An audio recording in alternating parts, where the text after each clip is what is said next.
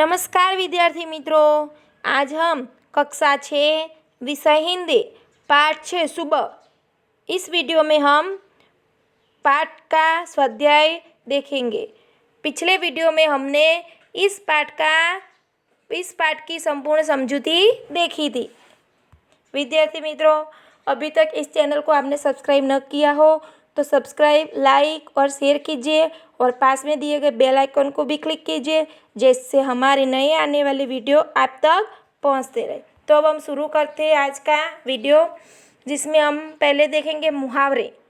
आँखों का तारा होना यानी बहुत ही प्यारा होना। हाथ बटाना यानी काम में मदद करना। पीठ थपथपाना यानी शाबाशी देना।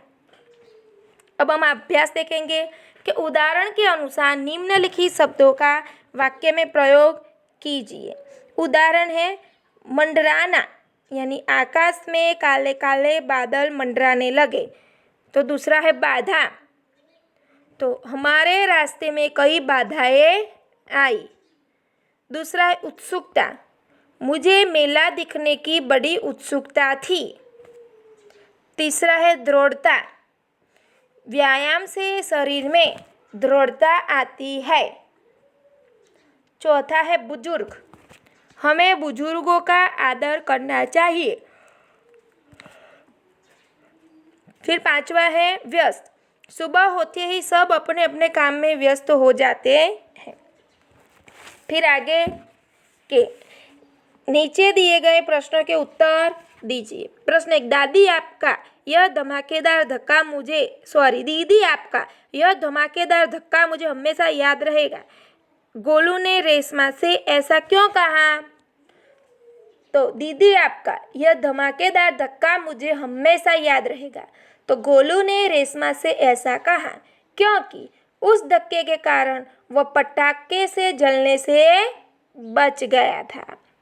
आगे प्रश्न 2 है रेशमा की शारीरिक कमी उसके इरादों में कभी बाधा नहीं बनी, भाव समझाइए। तो पोलियो के कारण रेशमा के दोनों पांव बेजान हो गए थे, लेकिन इस शारीरिक कमी से उसकी हिम्मत में कमी नहीं आई थी। वह हर काम पूरे आत्मविश्वास और लगन से करती थी। पोलियो से उसके पैर निकम्मे हो गए थे, पर उसका मन कमजोर नहीं हुआ था। चलो ब है कि यदि आपकी कक्षा में रेशमा की तरह कोई बच्चा दाखिला ले तो आप क्या करोगे? तो नंबर 1, किन किन बातों का ध्यान रखोगे? तो यदि हमारी कक्षा में रेशमा की तरह कोई अविकलांग बच्चा दाखिला ले तो मैं उसके हंसी नहीं उड़ाऊंगी। मैं उसके प्रति पूरी हमदर्दी रखूंगी और इस बात का ख्याल रखूंगी कि मेरे किसी व्यवहार से उसके दिल की चोट न पहुंचे। चलो आगे नंबर 2, किस तरह उसकी सहायता करेंगे?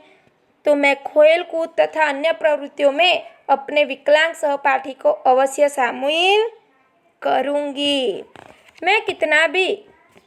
मैं किसी भी तरह उसकी उपेक्षा नहीं होने दूंगी। आगे नंबर 3, विद्यालय में क्या परिवर्तन करना चाहेंगे? तो मैं आचार्य जी से निवेदन करूंगी कि वे शाला में ऐसे कार्यक्रमों का भी आयोजन करें जिनमें विकलांग विद्यार्थी भी भाग ले सके। नंबर 4, बाकी बच्चों को क्या सलाह देंगे? तो मैं बाकी बच्चों को यह सलाह दूंगी कि वे उस विकलांग साथी को पूरा सहयोग दें और उसके साथ प्रेमपूर्ण व्यवहार करें। अब आगे सोचकर बताइए कि एक है दीपावली पर आपके परिवार में क्या क्या विशेष तैयारी की जाती है? तो दीपावली पर हमारे परिवार में सर्वप्रथम पूरे घर की सफाई की जाती है। फिर सभी चीज़ों को झाड़ पोंछ कर उन्हें फिर से व्यवस्थित ढंग से रखा जाता है। उसके बाद कुछ मीठे और कुछ नमकीन पकवान भी बनाए जाते हैं।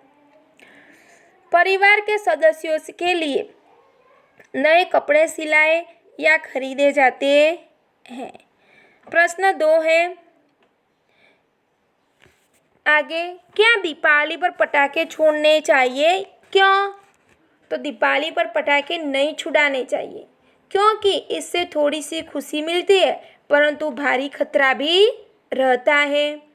पटाखों के कारण पैसों की बर्बादी होती है और वायु भी प्रदूषण होता है। प्रश्न 3 है, किसी ऐसी घटना का वर्णन कीजिए जब आपको किसी ने बचाया हो या आपने किसी की सहायता की हो। विद्यार्थी मित्रों, ये आपके जीवन में ऐसी घटना बनी हो तो आपको यहाँ उसका उत्तर लिखना हो। फिर आगे स्वाध्याय, प्रश्नों के उत्तर दीजिए। इसमें पहला है, सुबह से घर के सभी लोग सफाई क्यों कर रहे थे? तो उत्तर, दीपावली का त्योहार निकट था। त्योहार से पहले ही सब घरों में साफ सफाई होने लगती है, इसलिए सुबह से घर के सभी लोग साफ सफाई कर रहे थे। रेशमा को घर की सफाई में क्यों नहीं लगाया गया होगा?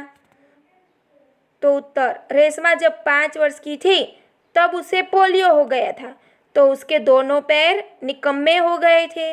इसी शारीरिक कमी के कारण उसे घर की सफाई में नहीं लगाया गया होगा। प्रश्न 3, रेशमा ने अपनी माँ के काम में किस तरह मदद की? तो अलमारी से बर्तन और डिब्बे उतारकर साफ किए। तो रेशमा ने डिब्बों पर लेबल लगाए, फिर वह एक एक बर्तन और डिब्बा माँ को देती गई और माँ उन्हें व्यवस्थित ढंग से रखती गई। इस प्रकार पहिएदार कुर्सी पर बैठे बैठे रेशमा ने माँ की मदद की। फिर आगे देखते हैं, माँ ने रेशमा को बाजार क्यों भेजा? तो माँ को लड्डू बनाने के लिए कुछ सामान की ज़रूरत थी। पति दफ्तर चले गए थे, बेटा गोलू अभी बहुत छोटा था, दादा और दादी बहुत बुजुर्ग थे।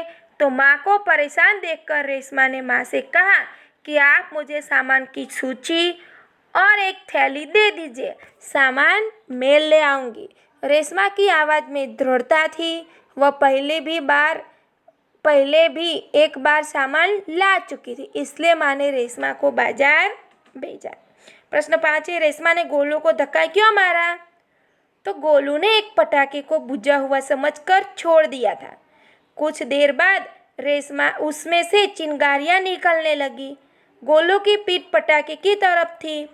रेशमा ने यह देखा और चिल्लाकर गोलू को हट जाने के लिए कहा, पर शोरगुल के कारण उसे सुनाई नहीं दिया। रेशमा जल्दी जल्दी अपनी कुर्सी को ढलेलती हुई गोलू के पास पहुंची और उसे जोर से धक्का मारकर खुद आगे निकल गई। उसी समय पटाखा जोर से फूटा। इस प्रकार गोलू को पटाखे से बचाने के लिए रेशमा ने उसे धक्का मारा। अब आ गई, रेशमा की जिंदादिली विषय पर संक्षेप में लिखिए। तो रेशमा की जिंदादिली के बारे में ऐसी हमें घटना लिखनी है। तो उत्तर लिखेंगे, पोलियो के कारण रेशमा के पैर निकम्मे हो गए थे, लेकिन उसे शारीरिक कमी का उसके मन में कोई असर नहीं था। वह अपने सारे काम स्वयं करती है। वह अपने काम के लिए किसी पर निर्भर नहीं रहती। घर के कामों में भी वह पूरी लगन से माँ का हाथ बटाती है। अपनी पहिएदार कुर्सी पर बैठकर वह बाजार से सामान ले आती है। सचमुच रेशमा एक जिंदादिली लड़की है। नीचे दी गई घटनाओं को कहानी के क्रम में लिखिए।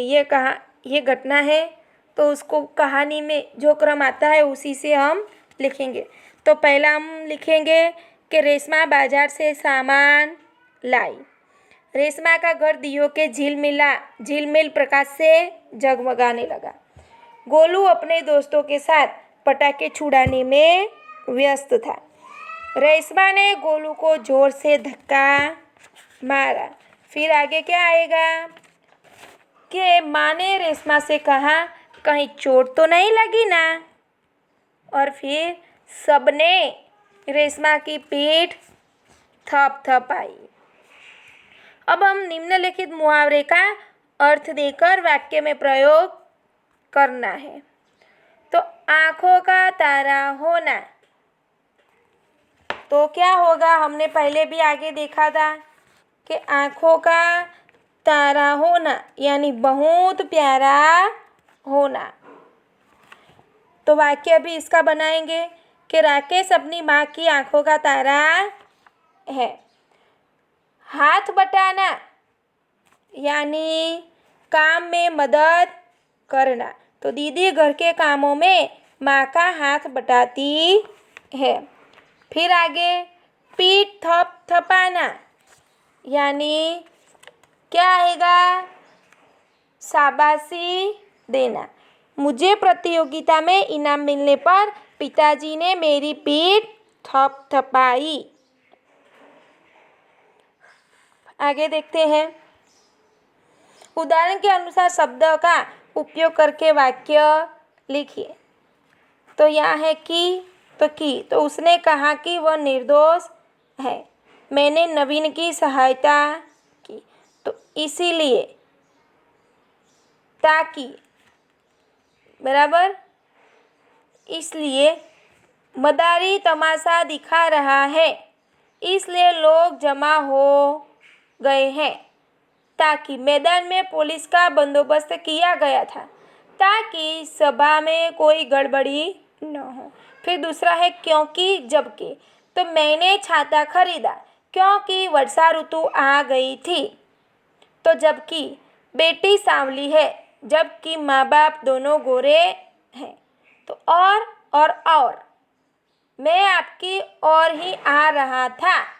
तो और है उसका भाई और बहन दोनों बहुत अच्छे हैं।